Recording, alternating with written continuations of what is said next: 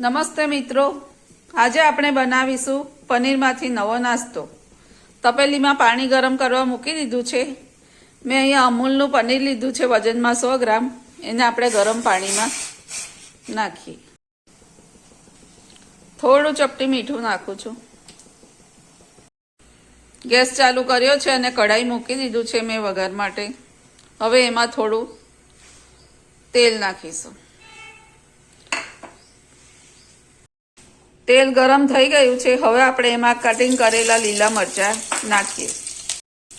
મરચાંને સહેજ શેકાવા દો, પછી તેમાં કટિંગ કરેલું લસણ, નાનું નાનું બારીક સમારેલું આદું નાખો। એને પણ થોડું શેકાવા દો।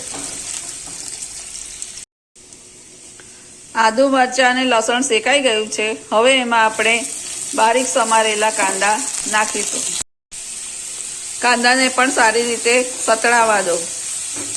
ગુલાબી રંગના થાય ત્યાં સુધી આપણે સાતળવાના છે। હવે એમાં કેપ્સિકમ ઝીણું સમારેલું નાખીશું। બધો મસાલો બરાબર શેકાવા દો। હવે આ મિશ્રણમાં જરૂર મુજબ થોડું મીઠું નાખીશું અને થોડો મરી પાવડર।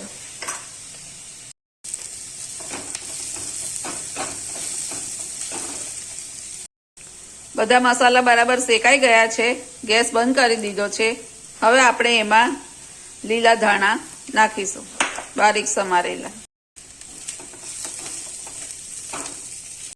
પનીરને મેં થોડી વાર ગરમ પાણીમાં રાખીને કાઢી લીધું હતું અને છીણીની મદદથી હવે આ મિશ્રણમાં આપણે પનીર છીણીશું। જુઓ, મેં પનીરને અહીંયા છીણી લીધું છે મિશ્રણના ઉપર। હવે એને મિક્સ કરીએ। જુઓ, મિશ્રણને મેં અહીંયા બરાબર મિક્સ કરી લીધું છે બધું પનીર સાથે। આ મિશ્રણ થોડું ઠંડુ થાય એટલે આપણે ઘઉંનો લોટ બાંધી લઈએ। જુઓ, મેં અહીંયા ઘઉંનો લોટ લીધો છે થોડો। એમાં મોવણ માટે આપણે થોડું તેલ નાખીશું અને લોટ પ્રમાણે મીઠું નાખીશું થોડું, અને પાણી નાખતા જઈ અને આ ઘઉંનો લોટ આપણે હાથની મદદથી બાંધીશું, થોડું થોડું પાણી નાખતા જઈને। લોટ આપણો બંધાઈ ગયો છે। હવે એને 5 મિનિટ રેસ્ટ થવા દઈએ। મિશ્રણ આપણું ઠંડુ થઈ ગયું છે। 5 મિનિટ થઈ ગઈ છે। લોટને થોડો ફરી મસળી લઈએ। પાટલી અને વેલણ પર મેં સહેજ તેલ લગાવી દીધું છે। પછી આ લુઓ મૂકીએ અને વણીએ રોટલી। તમે જોઈ શકો છો મેં આ રોટલી વણી છે। તમે જોઈ શકો છો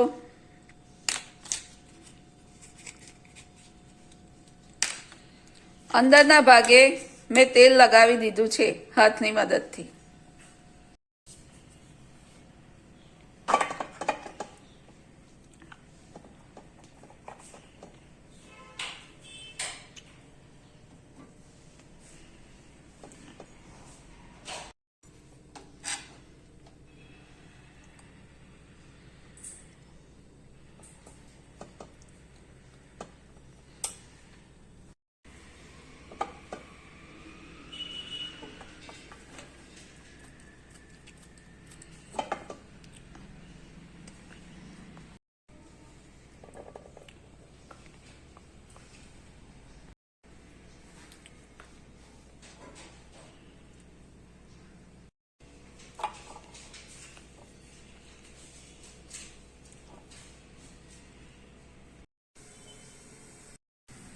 ગેસ ચાલુ કરી તેલ ગરમ કરવા માટે મૂકી દીધું છે। હવે આપણે એને તળીશું।